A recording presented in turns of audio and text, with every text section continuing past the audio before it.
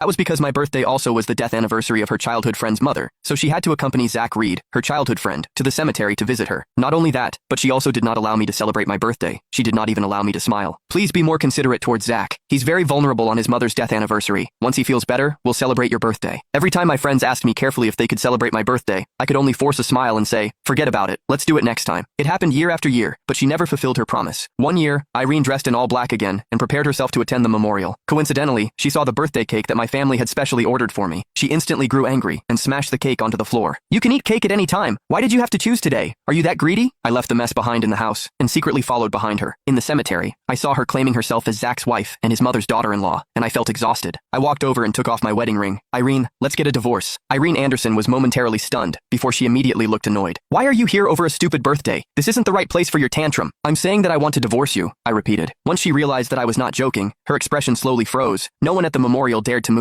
The next second, Irene tugged Zach Reed behind her back and forcefully flung my wedding ring away, looking as though she understood everything. Are you using the ring to declare your identity? I'm only calling Zach that for his dead mother's sake. Are you really going to be jealous over this? She always said we had to respect the dead. Every year on my birthday, I did not receive any sunflowers, which were my favorite flowers. Instead, there were a lot of white chrysanthemums. There was not a cake that I would like to eat. Instead, there were fruit baskets meant for the memorial. She never wished me a happy birthday. She would not even grace me with a smile on that day. Every time my mother called to wish me a happy birthday, I had to hide in the washroom to answer her call, as if celebrating my own birthday were a crime. Irene had never thought that I was not obliged to participate in Mary Reed's memorial at all. I gaped, but no voice came out. When Irene noticed that I was silent, she softened her tone and passed me a few stalks of chrysanthemums. It's good that you've learned from your mistakes. I'll find time to celebrate your birthday. Since you're here, you should pay some respect to Mary. She treated you very well when she was alive. Everyone knew that Mary had hated me and had wanted to shun me. Irene knew that too. Mary had once made me a bowl of poisoned chicken soup, saying that she was concerned about my health. I had ended up in the hospital, just so Zach would be able to spend some alone time with Irene. I suddenly sneered and tossed the flowers onto the ground. Everyone gasped. Irene stared at the scattered flowers and lost her patience completely. That's enough, Theo! She kicked forcefully, and one of the candles toppled over and fell onto my leg. A blister appeared almost immediately. I bent down in pain as cold sweat appeared on my forehead. Irene's breathing hitched, but the hatred in her eyes was still there. Zach has just joined the company, and he doesn't know much. You should guide him. If you can't do that, you can leave the company. Her gaze fell onto the work card that I cherished as she threatened me. I pursed my lips and pretended to be nonchalant. All right. A hint of shock flashed in Irene's eyes. Then, she was called over by Zach to resume the memorial. I looked at how close Zach and Irene were, and I understood everything. I walked out of the cemetery and called someone that I had not called in a long while. Prepare a divorce agreement for me. Indeed, Irene did not return home for the entire night. She was usually not active on social media, but she kept posting long essays about Mary's memorial. Zach commented underneath each of her posts. Irene, thank you for spending the whole night talking to me. My mother would have been very happy. I silently lit a candle on my tiny cake and made a wish. This was the first time and the last time I celebrated my birthday in the house that I had lived in